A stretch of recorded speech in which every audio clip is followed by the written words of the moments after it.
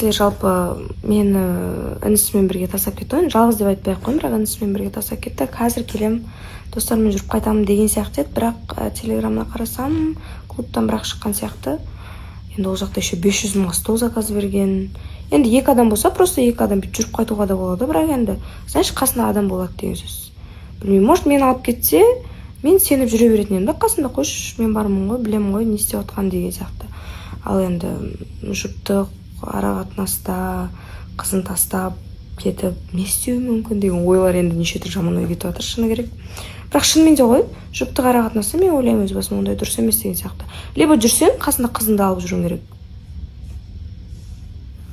Сіздер қалай ойлайсыздар? Не болады екен, білмеймін даже дальше. Можете поздравить Юльға Бексұлтан. Сообщение жазып тұрмын, мына жаққа прикрепить етіп қояйыншы. Бірінші рет орысша, қазақша екі тілде той алып жатыр. Бұйырса, иншалла. Қазір Бексұлтан орысша үйреніп жүр. Еркуся бізде үйде чисто орысша сөйлейді, Еркусяға қазақша үйрету керек, наоборот. Бексұлтан міне уже бірінші рет осындай орыс тіліндегі тойды басқарайын деп жатыр. Енді иншалла, білесіздер, алдында айтқан болатын мен сіздерге бір курс оқып жүр деп, шүкір. Ана курс прям реально көмектеседі екен. Бексұлтан кәдімгідей орысшасын күшті подтягивать етіп алған ғой. Ассалаумағалейкум, қалайсыздар, қайырлы күн. Мектеп кездегі 9 майға жатты әндер есіме түсіп. Вставай, страна огромная, вставай на смертный бой, фашистская сила темная. Да, ұмытып қалыппын.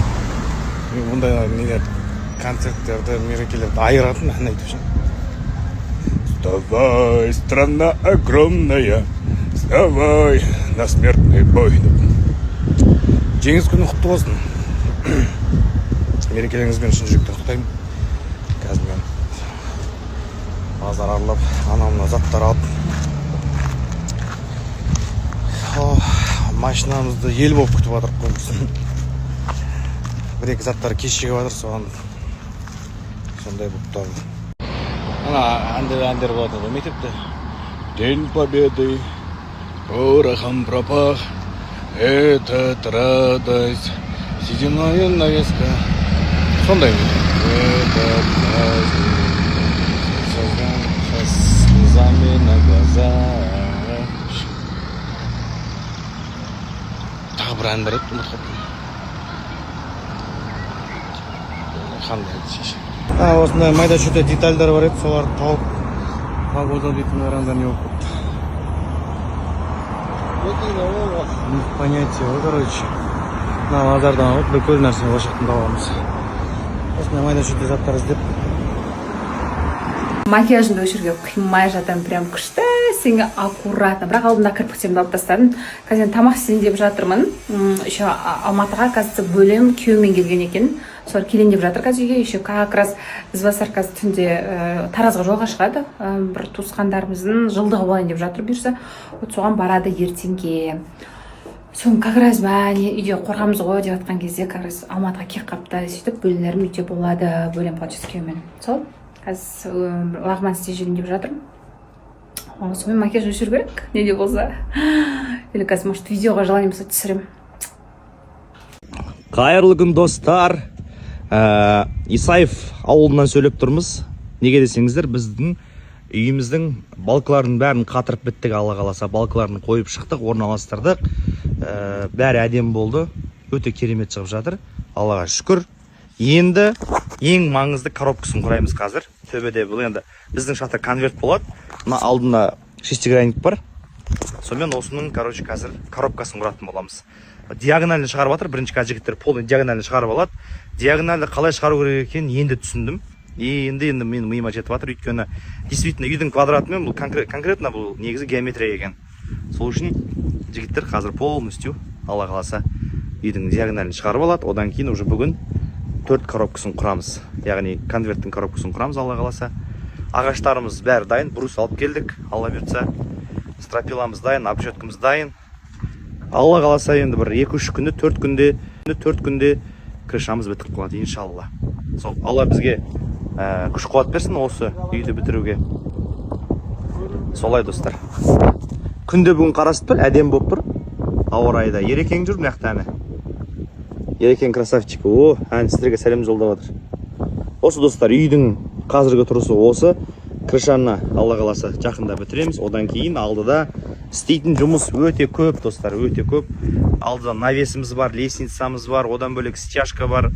Стяжкадан кейін жаңағы не бар еді стяжкадан кейін, бәке? Штукатурка бар, штукатуркамыз бар, одан кейін сантехникалық жұмыстар бар, электричество бар. Оның бәрін мына жақта әлемде екі-ақ Тоқай бар. Біреу Қасым Жомарт Тоқай, екіншісі менің досым Тоқай. Сәлем жолдап қойсайшы, бері қарап досым. Міне, осы жігіттің қолынан көп нәрсе шығып жатыр, Аллаға шүкір. Дос деген осындай болсын, достар. Дос деген осындай болады. Бірақ Тоқаймен үй біткеннен кейін араласпаймын деп жатырмын, Құдай қаласа. Я досым?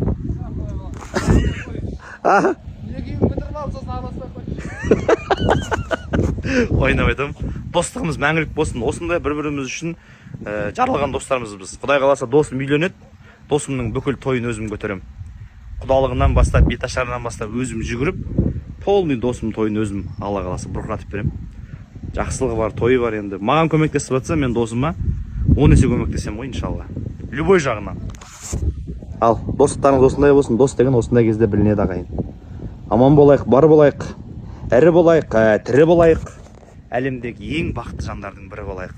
Баршаңызға Алла жар болсын. Бір-бірімізді көре алмағанша, бір-бірімізді көрмесе тұра алмайтындай адам болайық, ағайын.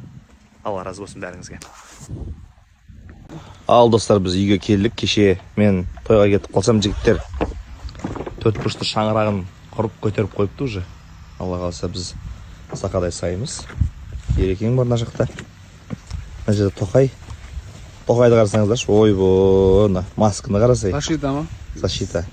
Жігіттердің беттері күйгеннен кейін маска алып бердім бір-бірден осына. Сосын мынандай жилетка алып бердім жігіттерге, чтобы шатырда ыңғайлы болу үшін, инструменттердің қалталарына салып алады, Ерекең екеуі. Сосын крышаның үстінде ұша береді. Өзбектерге деп айта берсең, өзбектерге. Жоқ, Құдай сақтасын досым. Ал, Бұйырса, Құдай қаласа. сәттілік, Құдай қаласа, бүгінде үлкен жұмыстары бар. Алла жар болсын. Күн деген ысып кетті, жаңа күн салқын болып тұрғанға қуанып едік. Күн қайттан ысыды бүгін. Алла қаласа, бүгін балкалардың бәрі тастап шықсақ, біраз жұмыс бітейін деп тұр, иншалла. Аллаға шүкір. Адамдардың қазір көбісі, барлығы емес, енді көбісі соншалықты бақытсыз, соншалықты іштері тар және соншалықты көре алмайтын өкет, мен таңғалам. Қоғам сондай бір сатыға қарай өтіп бара жатқан сияқты. Өйткені бәрінің аңдағаны өсек, өтірік, жаңа су айттық. Біреу туралы бір әңгіме естейтін болса, соған имандай сенеді, екінші жақты естімейді. Ана әңгімені, мына әңгімені алып қашпа сөздердің бәрін естіп алады да, біреуді қарғайды, аузына келгенін жазады. Мен ондай әңгіме жазу үшін адамға қандай смелость керек, мен түсінбеймін, бар ғой. Біреудің өміріне араласпауды үйреніңіздерші, өтініш достар. Біреудің өміріне араласпау деген дүние, яғни біреудің ақысына кірмеу деген сөз. Бұл өмірде біреудің ақысына кіргеннен асқан ауыр күнә жоқ, ағайын. Біреудің өмірін тамашалауға болады, біреудің өміріне қызығуға болады, бірақ оның өміріне араласуға ешкімнің қақысы жоқ. Осыны ұмытпайық.